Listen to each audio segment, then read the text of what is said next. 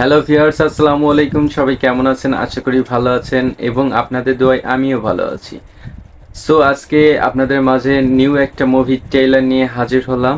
আর এই মুভিটির নাম হচ্ছে ইনসাফ। আর এই ইনসাফ মুভিটিতে কে কে থাকছে অবশ্যই আপনাদের মাঝে বিস্তারিত তুলে ধরার চেষ্টা করব এবং সো দেরি না করে চলেন শুরু করা যাক।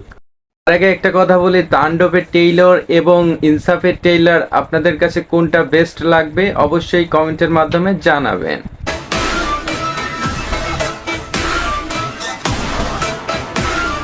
তাণ্ডবের শাকিব খানের বাটারফ্লাই ডান্সটা অস্থির ছিল, আর এই ডান্সটা নেট দুনিয়ায় ব্যাপক সাড়া ফেলেছে।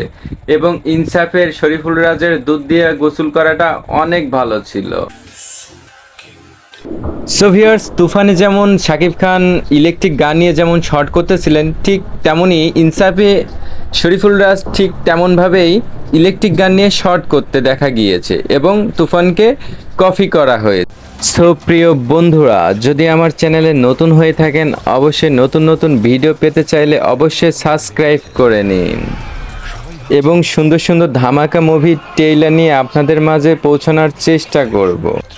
সো ভিউয়ার্স, আর দেরি না করে চলেন এবারটা মূল টপিকে চলে যায়। সো এই মুভিটিতে কে কে থাকছেন অবশ্যই আপনাদের মাঝে শেয়ার করতে চলেছি।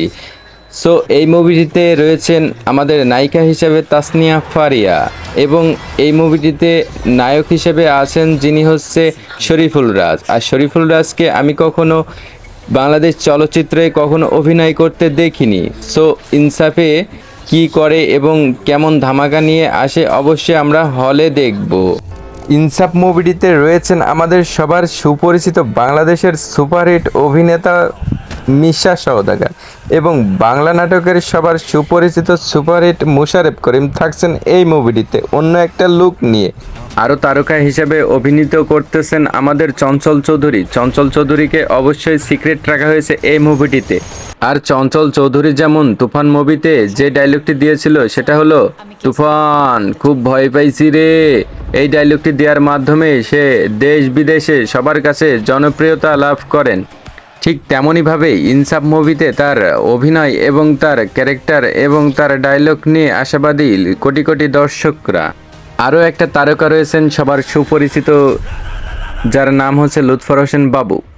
তিনি এই টিজারে দেখা গিয়েছেন স্যাড ক্যারেক্টারে অভিনয় করছেন। সো আজকের ভিডিওটা এই পর্যন্তই। সবাই ভালো থাকবেন, সুস্থ থাকবেন। আসসালামু আলাইকুম।